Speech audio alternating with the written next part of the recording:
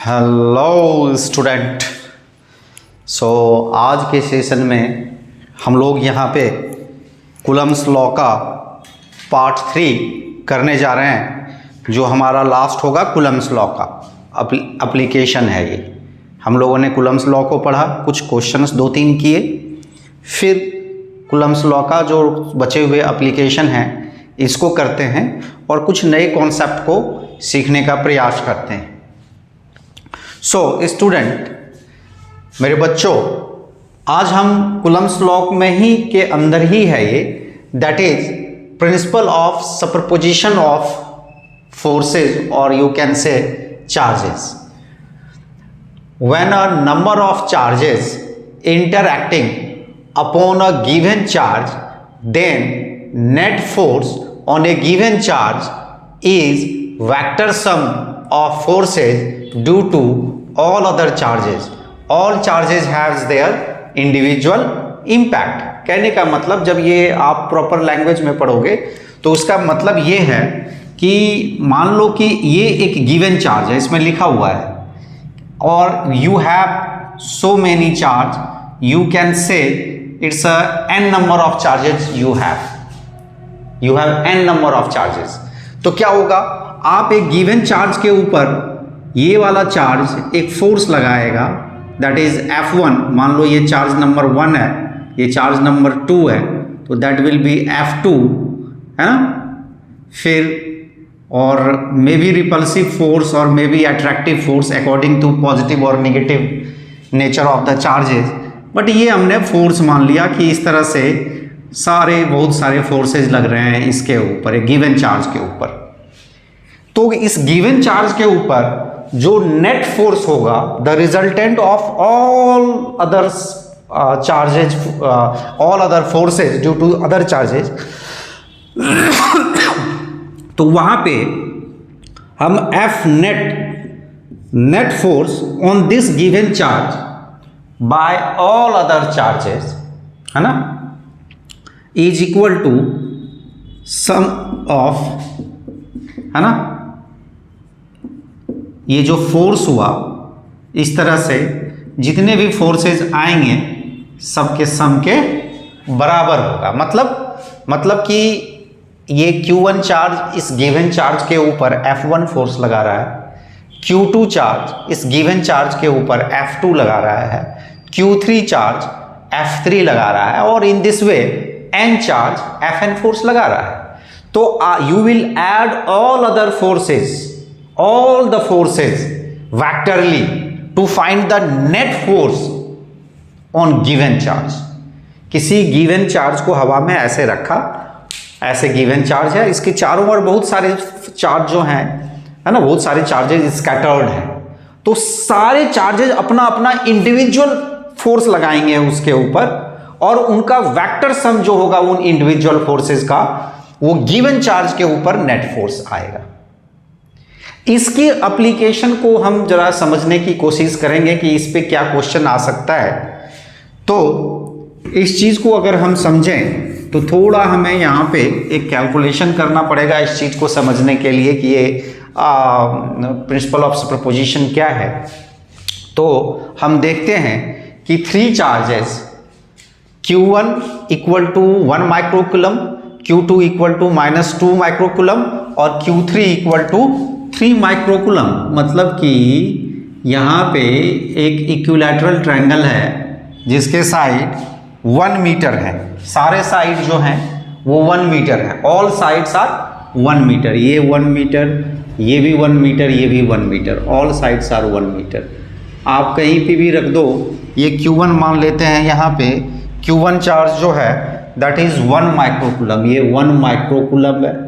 Q2 charge जो है that is -2 microcoulomb, -2 microcoulomb, and then the last charge, the third one is 3 microcoulomb. हमने इसको 3 microcoulomb ले लिया।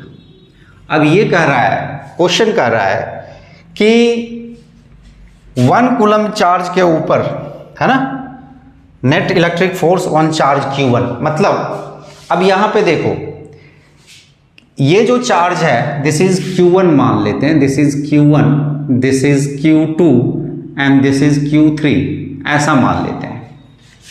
अब कूलम्ब्स लॉ के अकॉर्डिंग देखेंगे तो Q1 और Q2 के बीच में एक फोर्स काम कर रहा है। फिर कूलम्ब्स लॉ से देखेंगे Q1 और Q3 के बीच में भी एक फोर्स काम कर रहा है, और Q2 और Q3 के बीच में भी आपस में कोई फोर्स काम कर रहा है। लेकिन हमें Q2 और Q3 के बारे में नहीं फाइंड करना, हमें फाइंड करना है कि Q1 के ऊपर नेट फोर्स क्या है। तो Q2 और Q3 दोनों का इंडिविजुअल कूलम्ब्स फोर्स को हम वेक्टरली ऐड करेंगे तो हमें नेट फोर्स आएगा। This is the principle of superposition of forces. तो हम मान लें कि यहां पे force on charge 1 by charge 2 plus force on charge 1 by charge 3 that is equal to net force on charge 1। This is the principle of superposition. यही तो कहता है कि एक गिवन चार्ज के ऊपर, ये गिवन चार्ज है, इंडिविजुअल चार्जेस जो अपना नेट फोर्स, जो फोर्स लगाएंगे उनका वेक्टर सम होगा नेट फोर्स। तो नेट फोर्स निकालना है। Q1 के ऊपर नेट फोर्स क्या है, तो Q1 के ऊपर दो फोर्स लग रहे हैं, force on Q1 by Q2 charge and force on Q1 by Q3 charge, and दोनों का vector sum you have to do, आपको करना है, और आपको नेट फोर्स आ जाएगा, है ना। थोड़ा सा यहाँ पे आपको इन सब चीजों को सीखना है, थोड़ा वेक्टरली, पेशेंटली।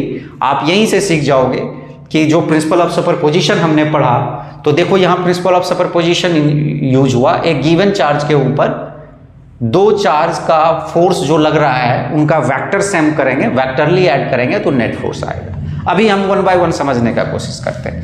पहले हम F12 निकाल लेते हैं भैया, कितना है कूलम्ब्स लॉ से, तो ऑब्वियसली हम मैग्नीट्यूड ही निकालेंगे।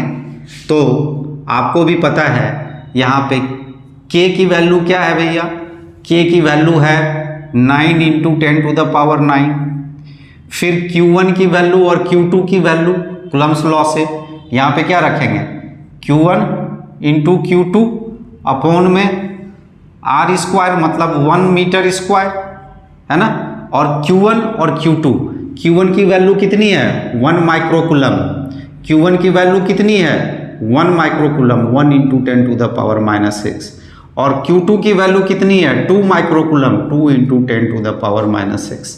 सो भैया हमारा जो आंसर आ गया मेरे बच्चों, जो आंसर आ रहा है दैट इज यू कैन से 18 इंटू 10 टू द पावर -3, और इसको थोड़ा सा और अच्छे से लिख लें तो 1.8 into 10 to the power -2 newton आ गया भैया। आया है नहीं आया, 18 है तो इसको हमने 1.8 इंटू 10 टू द पावर -2 लिख सकते हैं। अरे ये बच्चों वाली चीज़ थोड़े ना, 9th 10th वाली मैं बताऊंगा यहाँ पे, 8th वाली चीज़ तो आप खुद कर सकते हो। इस तरह से भैया आप निकालो दूसरी फोर्स F13 निकालो मेरे भैया, इसकी मैग्नीट्यूड क्या होगी आप इसे निकालें तो ईजिली आप कर सकते हैं। 9 into 10 to the power 9, again K के वैल्यू, कूलम्ब्स लॉ लगा रहा हूँ, कूलम्ब्स लॉ लगाना है, कूलम्ब्स लॉ लगाया जा रहा है, और अब Q1 और Q3 के बीच में लगाना है हमें, चार्ज 1 और चार्ज 3 के बीच में, है ना, चार्ज 1 और चार्ज 3 के बीच में लगाना है। तो 1 into 10 to the power -6 into 3 into 10 to the power -6, ये रहा Q1 चार्ज, ये रहा Q2 चार्ज, और अपॉन में क्या, अरे कुछ तो बोलो, दैट इज अगेन 1 स्क्वायर। ठीक है, आई होप कि आपको समझ में आ रहा होगा। अब इसको सॉल्व कर दो आप, है ना। तो ये हो गया, देखो again 27 into 10 to the power -3, और इसको फिर हम लोग 2.7 into 10 to the power -2 newton लिख सकते हैं। फोर्स की यूनिट न्यूटन होती है, ये भी पता है कि नहीं आप लोगों को। तो आपने यहाँ पे 2.7 ये निकाल लिया into 10 to the power -2 newton, और ये निकाल लिया 1.8 into 10 to the power -2 newton. अब असल कहानी चालू होती है। ये तो कूलम्ब्स लॉ लगाया, कहानी खत्म। लेकिन ये बात नहीं है, नेट फोर्स कैसे निकालेंगे, तो थोड़ा सा पीछे चलेंगे 11th में आ जाओ। अब देखो Q2 और Q1 दोनों, एक निगेटिव है एक पॉजिटिव है, तो आपको पता है कि इनके बीच में फोर्स ऑफ अट्रैक्शन होगा, ये तो पता है आपको। और इन दोनों के बीच में फोर्स ऑफ रिपल्सन होगा, Q3 और Q1 के बीच में। तो force of repulsion always outward और फोर्स ऑफ अट्रैक्शन इनवर्ड। तो अभी इसके ऊपर जो Q2 जो इसको है अपनी तरफ खींच रहा है, Q2 है ना, force on charge 1 by charge 2।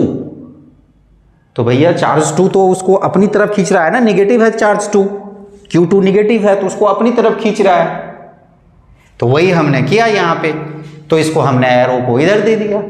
अब आप एक चीज बताओ कि ये इक्विलैटरल ट्रायंगल है तो ये भी 60 डिग्री होगा, तो क्या ये भी 60 डिग्री होगा, क्या सारे 60 डिग्री होंगे क्या? तो भैया ये 180 डिग्री से ये तो हमें मिल जाएगा 120 डिग्री, या नहीं मिलेगा? है, ऑब्वियसली मिल जाएगा। तो आप फिर अब हम करें तो क्या करें यहाँ पे? अब हमें ये नहीं समझ में आ रहा है कि हम लोग इसको आगे कैसे बढ़ाएं।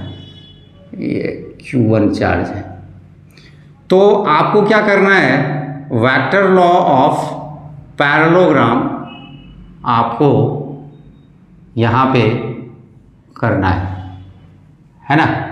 इसके पैरेलल ये खींच दिया और फिर हमने इसको ऐसे मिलाया, तो ये जो है आपका रिजल्टेंट होता है।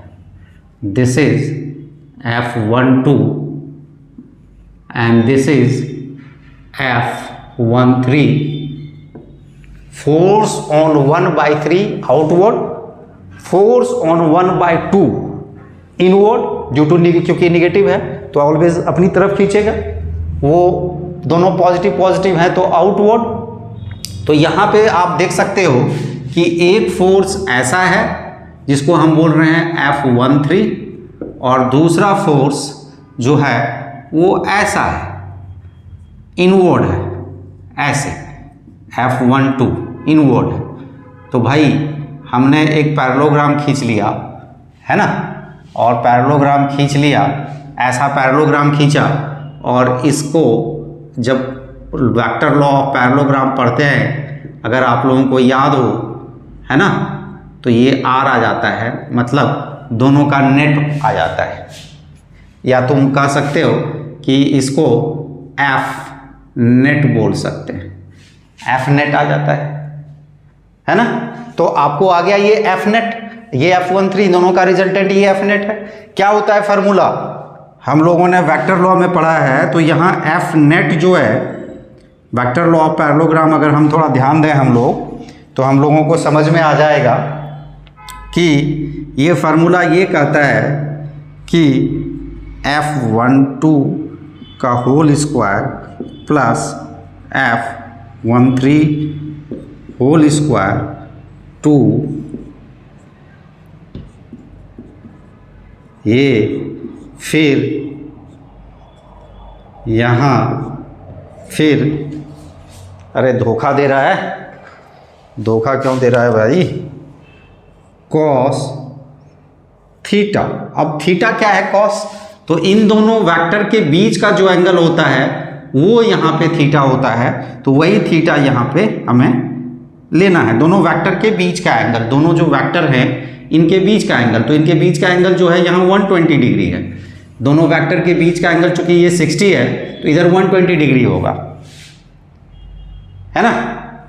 तो हमने इस फार्मूला को लिखा और इस फार्मूला को सॉल्व कर देंगे तो हमें पता है 1.8 plus into 10⁻⁻² whole square plus 2.7 into 10⁻⁻² whole square plus 2, 1.8 into 10⁻⁻²,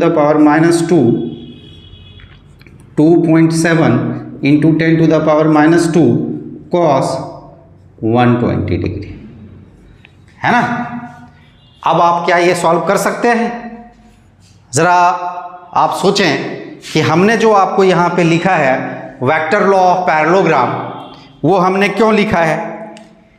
क्यों? क्योंकि 11th में मैं इस पे ज़्यादा फोकस करने नहीं जा रहा हूँ, क्योंकि आपने 11th में ऑलरेडी इसको पढ़ा होगा, 11th में इसको पढ़ा होगा, तो इसे आप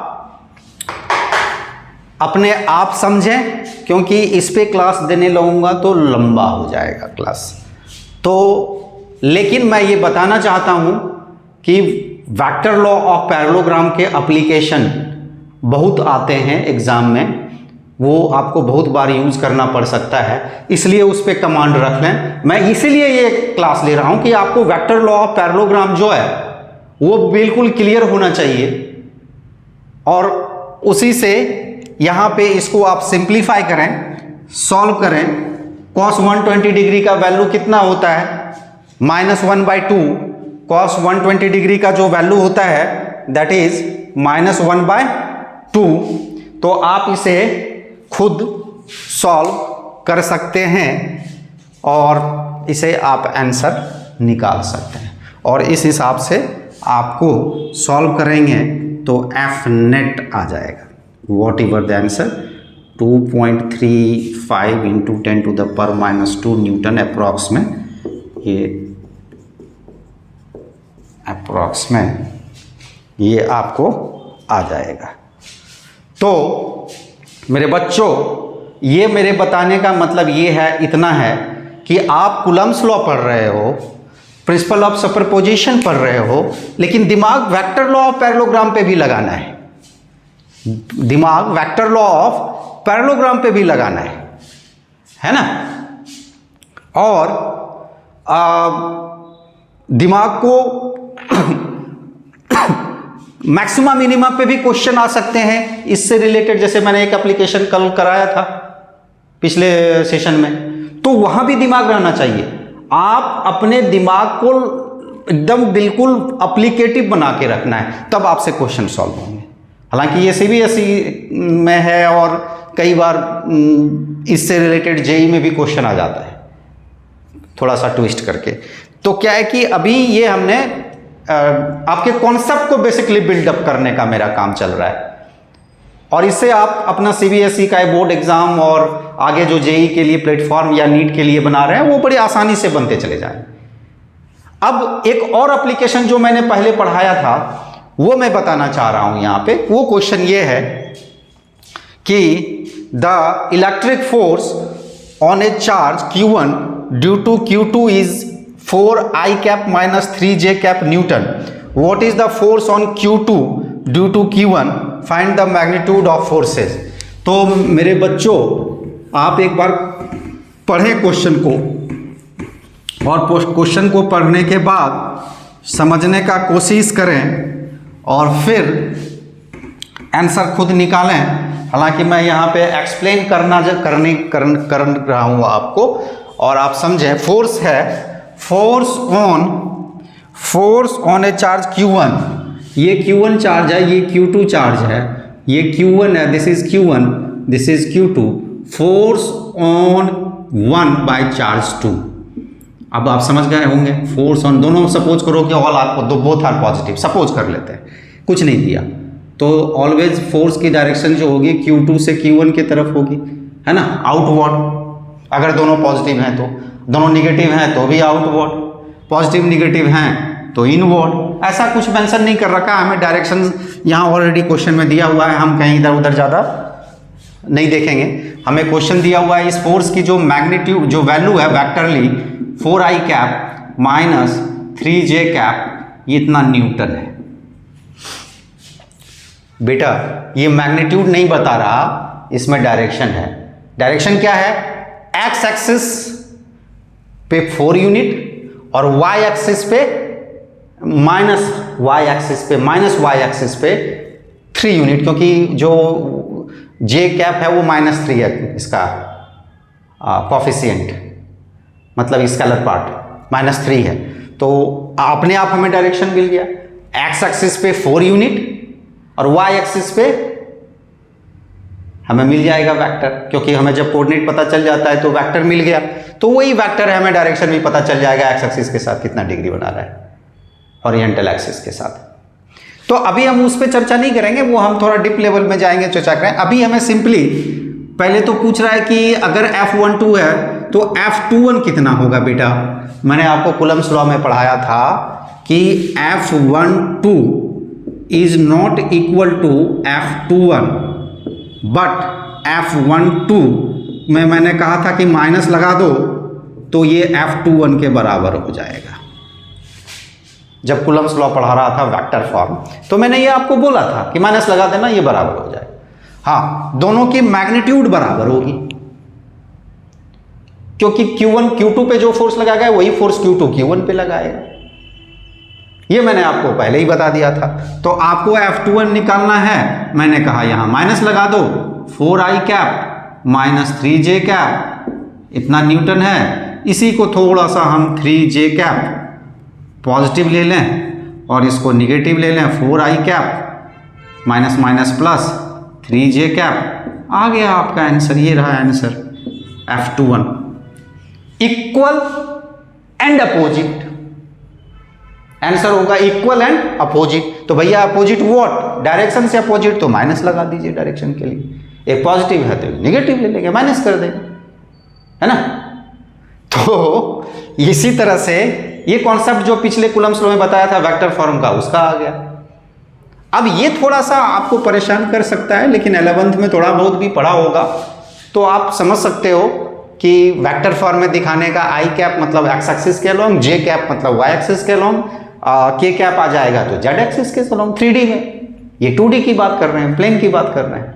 तो ये सारे कॉन्सेप्ट आपको समझने हैं अगर पढ़ना है तो, और नहीं आपको फिर वही कोचिंग के बाहर लड़का और लड़की निकले, घूमने चले गए, पिया बाहर, खाया पिया, हो गया काम खत्म, मतलब जूस पिया। तो आपने इस तरह से इन कॉन्सेप्ट को अच्छे तरह से पकड़ना पड़ेगा, समझना पड़ेगा। अब मैग्नीट्यूड निकालने की बात है, तो मैंने आपको पहले ही समझाया था कि F12 और हो या F फोर्स ऑन 2/1 हो, है ना, दोनों में से कोई भी हो, फोर्स ऑन 1/2 हो या फोर्स ऑन 2/1 हो, तो ये मैग्नीट्यूड निकालने का तरीका मैंने समझाया था कि 4 स्क्वायर प्लस माइनस 3 स्क्वायर कर दो आप, 4 4 जा 16, 3 3 जा 9, रूट 25, है ना। तो ये 5 न्यूटन आपका आंसर आ जाएगा मैग्नीट्यूड। तो इन सब छोटे छोटे कॉन्सेप्ट को आपने, आज हमने कूलम्ब्स लॉ को ऑलमोस्ट वेक्टर भी समझ लिया, इसके जो ये वेक्टर लॉ ऑफ पैरेललोग्राम वाले एप्लीकेशन है, means principal of superposition of charges, ये इंपॉर्टेंट है, ये आप कंसेप्चुअली समझना है आपको। उसके बाद पहले भी 2-3 क्वेश्चन मैंने कराया है, वहां समझना है। मेरे पढ़ाने का ये मतलब, मेरे बताने का यहाँ ये मतलब नहीं है कि आप हो गया अब जो बता, नहीं, उस पर आपको खुद रिसर्च करना है, खुद उस पर डूबना है। इतना डूब जाओ, इतना उसमें डूब जाओ, इतना डूब जाओ कि वो चीज़ों को आप इंजॉय करने लगो। तो दोस्तों हमेशा खुश रहिए। अब मैं एक चीज़ और बता देता हूँ, मुस्कुराते रहिए, आपकी मुस्कुराहट ही हम लोगों की ताकत है। स्टूडेंट खुश तो टीचर खुश। अब मैं एक चीज़ आपको बता दूँ कि जो मैं नेक्स्ट सेशन होएगा दैट विल बी, ये 3 पार्ट हो गया कूलम्ब्स लॉ का, अब एक पार्ट और पढ़ाऊंगा, वो जेई और नीट की एप्लीकेशन होगी नेक्स्ट वीडियो में। तो प्लीज़ आप हमारे वीडियो को मतलब जैसे Coulomb's law part 1, Coulomb's law part 2, Coulomb's law part 3, Coulomb's law part 4, always हर एक को आप सीक्वेंस में देखना पड़ेगा आपको, तब आपको कॉन्फिडेंस आ जाएगा। ठीक है, तो अपने सेहत का ख्याल रखिए, मुस्कुराते रहिए, खुश रहिए और अपने पेरेंट का ख्याल रखिए, उनकी रिस्पेक्ट कीजिए, वो बहुत ज़रूरी है। Okay student, good luck, thank you.